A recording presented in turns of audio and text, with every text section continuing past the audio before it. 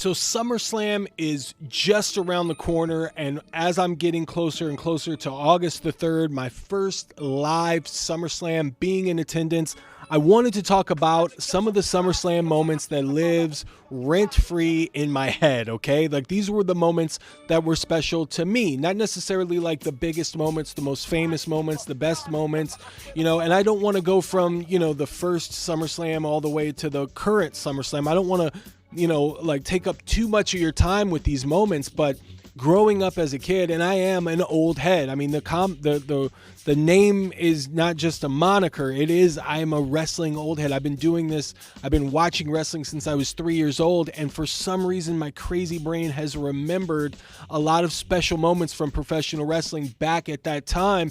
And these are moments that are just like stuck with me as I've gotten older, just rekindling and watching old footage and stuff, it just brings back a lot of memories. I have not honestly gone back and watched a lot of SummerSlam. But what I have done recently is I've gone back and watched some of the pay-per-view reports, where Mean Gene Okerlund is in the studio and there's music back in the background and he runs down the lineups. I've done that recently, and that brought back so many memories. But one of the things that I was thinking about as far as SummerSlam goes is because it's always had some kind of a special, it just hits me special. It was an exciting time as a kid when SummerSlam was around the corner. Let's start with SummerSlam 88. That was the first SummerSlam that I remember watching. And we went to the local video store and we picked it up, and on the cover, I forget who was on the cover. I do remember, and this is off of memory here, but I do remember the Ultimate Warrior beat the Honky Tonk Man for the Intercontinental title in 31 seconds. Like, he just came out destroyed. This was the first time I had ever seen the Ultimate Warrior, and that was like, to me, it was a walking cartoon character come to life. He was a superhero to me at that time. I was blown away by his energy. His music rocked, and his music still rocks. I don't care what you say. It's one of the best themes I've ever heard. It gets you jacked up. Comes running out, destroys the Honky Tonk Man, who, at the time I was like, Elvis Presley is in the ring right now? This is me as a kid, you guys. I was 3 years old, okay? Come, give me a break. But, that was the big pivotal moment of SummerSlam 88 for me. I don't really remember a lot of the other matches on the show. I do remember the Brainbusters, I think, were a part of that. Don't hold me to that, but Arn Anderson and Tully Blanchard, I remember they stuck out to me, and Bobby Heenan always, just a weasel in every sense of the word. And I mean that with all love, because Bobby the Brain Heenan is a part of my childhood and forever has been a part of my childhood, because he was just there. He had a great voice. His voice, the back and forth he had with Gorilla Monsoon and Gene Okerlund, and just will forever remain a part of my childhood, and a special place in my heart for him as far as professional wrestling goes. So, just an ultimate match there, for lack of a better term, in SummerSlam 88 gets stuck in my head. 89 is kind of a blur, but 90, it was the Ultimate Warrior main eventing as the World Heavyweight Champion. He had beaten Hulk Hogan at WrestleMania 6 earlier that year, and then he was wrestling Rick Rude in a steel cage. Steel cages played a lot in SummerSlams, thinking back to the earlier SummerSlams, there were a lot of steel cage matches, a lot of, spilled over feuds, spilled over rivalries that needed to be solved in steel cages. This was one of them. Rick Rude and the Ultimate Warrior had been having back and forth feud for a long time. I would say ever since WrestleMania 5 and maybe before that. Rick Rude had been trying to best the Ultimate Warrior a couple times. I think he did beat him at WrestleMania 5, if I'm not mistaken. So now he's going to try to get the World Heavyweight Championship from him at SummerSlam in the main event. And then Hulk Hogan was returning after taking a hiatus because he was injured from the big earthquake splash from Earthquake. And being out of action, this is a funny thing, I still have the postcard that I got from, at the time, I thought it was Hulk Hogan, but then it turns out that it was actually from probably WWE, or WWF at the time, and they were just sending it out to their, to everybody that sent a letter wishing Hulk Hogan well, they sent a postcard with an autograph back. I still have that to this day.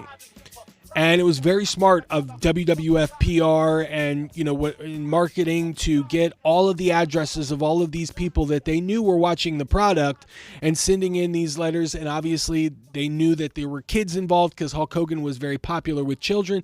So this was huge for them to be able to know the addresses of all of their fans and be able to send sign up for WWF magazine, etc., etc. It was very, very smart marketing on their behalf.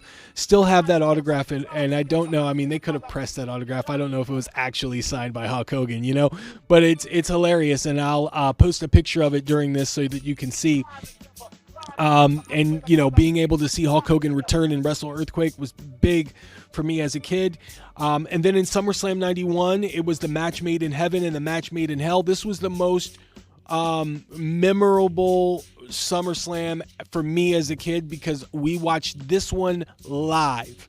This one we got live, and so I got to see the Ultimate Warrior and Hulk Hogan against the Triangle of Terror, which was Traitor, Sergeant Slaughter, General Adnan, who used I think he was like he wrestled as a Native American. He wrestled as he had a couple of Middle Eastern gimmicks in the 70s and 80s. And then he returned playing this controversial character. And then there was Colonel Mustafa, aka the Iron Sheik, and so this was dubbed the match made in hell. Ultimate Warrior and Hulk Hogan forming this dream team. It was huge at the time. Because they were big enemies at WrestleMania 6, and now they're coming in and teaming against these foreigners. Essentially, this was all USA ahead, and it was interesting because it was Hulk Hogan and Iron Sheik really, which was the big attraction here.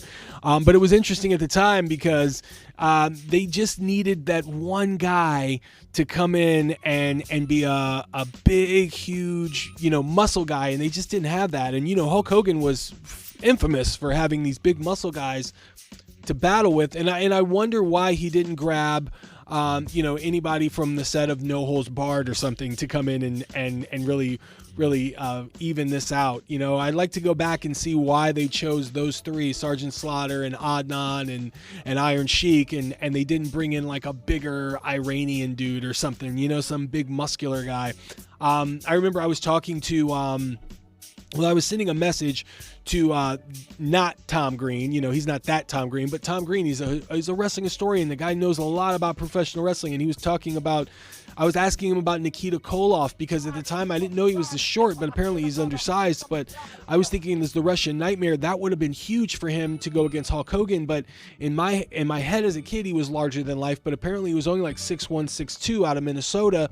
And then maybe I thought he would have been nice to slide into that role, but apparently he was too undersized for Hulk Hogan at the time. He liked bigger guys, which makes the fact that it was Iron Sheik and Adnan, and then Sergeant Slaughter was pretty tall, but just to see that there wasn't like this huge guy involved in that with Hulk Hogan and the Ultimate Warrior is interesting because it really does. At looking back, it just seemed one-sided is all. Iron Sheik was older at the time, so it was very interesting they went with that. And then for the match made in heaven, it was Randy Savage and Miss Elizabeth. There was a whole lot of things going on backstage apparently with this program. Jake Roberts was supposed to feud with the Ultimate Warrior. The Ultimate Warrior was fired after this match apparently. He wrote off screen there was an incident involving the Ultimate Warrior and Vince McMahon, and 1 month before the pay-per-view, Warrior wrote a letter to McMahon apparently threatening to no-show the main event tag team match unless he was paid $550,000 that he claimed he was owed to him for his work at WrestleMania 7. So in 2005 or 2006, I think it was revealed that Hulk Hogan and Sergeant Slaughter were dealing with the matter physically. They wanted to beat up the Ultimate Warrior, basically. They wanted to fight the Ultimate Warrior for this because it was destroying their main event. McMahon did not want Hogan and Slaughter to get involved physically, so he paid Warrior the money and then fired him immediately following SummerSlam. Warrior responded later that these allegations responded to the allegations by stating that he was owed money stemming from work performed at WrestleMania 7, and that he was actually suspended by McMahon immediately after the show, but quit the WWF out of protest. So depending on who you talk to, he was either fired or he quit. But McMahon later stated that he couldn't make a last-minute change in the card due to the fans expecting the match, and that he could not wait to fire him after the pay-per-view, which was, according to Jake Roberts, he did right after Warrior came through the curtain. So as a result, Warrior was not present for the in-ring celebration with Hulk Hogan and Sid Justice following the match. And in the aftermath, Warrior's anticipated feud with Jake Roberts, who in another storyline that aired a few weeks later had turned heel after tricking Warrior into believing that he would aid him in his feud with The Undertaker, was canceled. And then Roberts' Savage feud was then conceived instead. So they filmed this backstage, ceremony with Randy Savage and Elizabeth after the match Made in Heaven, and then Jake Roberts gave Randy Savage a gift that turned out to be a snake. Undertaker was involved, so it became this whole thing, and then they switched to Randy Savage against Jake Roberts. And Jake Roberts, I think he talked about being a little PO'd about that, and how he really wanted to have that feud with the Ultimate Warrior because it looked like it was going to be a really good pivotal point for him as a performer. And we never got to see Jake Roberts in a world title program, never got to see Jake Roberts win the world heavyweight title. And he just, at that point, that, do you trust me? Hey, come on, trust me, man. Like, that whole Jake Roberts was huge. I mean, I loved that as a kid. I thought he had presence and charisma, and I thought he deserved a world heavyweight title. So it's sad that never got to happen. And then also, so other big moments in the SummerSlam history for me was SummerSlam 94 was Bret the Hitman Hart against Owen Hart in a steel cage. Like, I remember that being huge. Obviously, there was SummerSlam 96, Shawn Michaels against Vader, going back and watching that. Crazy. SummerSlam 97. Then there was the Highway to Hell SummerSlam with Steve Austin and The Undertaker. That was huge. SummerSlam 99, Jesse Ventura as the special guest referee and enforcer. He was the governor of Minnesota at that time, which is crazy to even, to think about at that. Like, I mean, wow. Like, and the stuff that was going on with him and McMahon. So to even have that as a to have him there was just, it was an insane time as a wrestling fan. Then there was SummerSlam 2001, Brock Lesnar and The Rock. This was like sort of like a passing of the torch, I believe. Was it? Was that? I think it was SummerSlam 2001. I do know that this was WCW, or maybe that was SummerSlam 2002. That might have been SummerSlam 2002 with The Rock and Brock Lesnar, and then SummerSlam 2001. I think that was that was when the Brothers of Destruction battled Diamond Dallas Page and Chris Kanyon, and Kurt Angle wrestled Steve Austin and all that. So that was SummerSlam 2001. SummerSlam 2002 was Brock Lesnar beating The Rock. Everybody was shocked about that. And there was just all these other, Shawn Michaels and Hulk Hogan at a SummerSlam, which is infamous for the fact that Shawn Michaels oversold, but it was so freaking entertaining. Then there was SummerSlam 2013. That was the one that led to the fans basically hijacking the WWE universe, just hijacking and calling for Daniel Bryan to get inserted into WrestleMania. I remember that because Triple H was the special referee. It was Daniel Bryan against John Cena, and Daniel Bryan won. It was a great match, and then Randy Orton came in to cash in his Money in the Bank.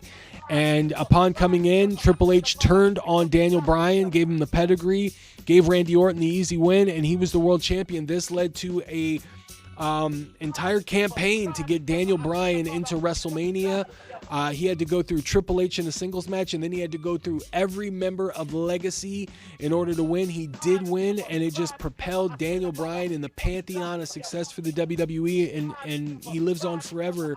He's a Hall of Famer for that rise to the top. It was very similar to something that you would see in the end of Super Mario World. Like, he beat all the top bosses and he stood on top of the mountain. Very classic stuff. So, as you know, in closing, SummerSlam, they've historically had these great moments, these moments that live on in history that you just can't forget. They're just etched in your brain. They're just these memories that they live on forever. Are we going to see a memory like that? Are we going to have a moment that lives on in our memory for a lifetime at SummerSlam 2024? That is the big question. You have the impending Judgment Day implosion going on. You have the potential of Roman Reigns returning. You have the potential of Brock Lesnar returning. You have all of these different types of scenarios going on. CM Punk and Drew McIntyre with Seth Rollins as a special referee. How is that going to happen? I mean, you know, the fallout of SummerSlam is going to be huge, but are there going to be the moments that live on forever? That remains to be seen. But what was your favorite SummerSlam moment? What was the moment that lives rent-free in your head? You guys let me know in the comments. Thumbs up on the way out, you guys. Thanks again for being so active in the community. I couldn't do this without you guys. I love the conversations. I love the comments. Keep them coming, you guys.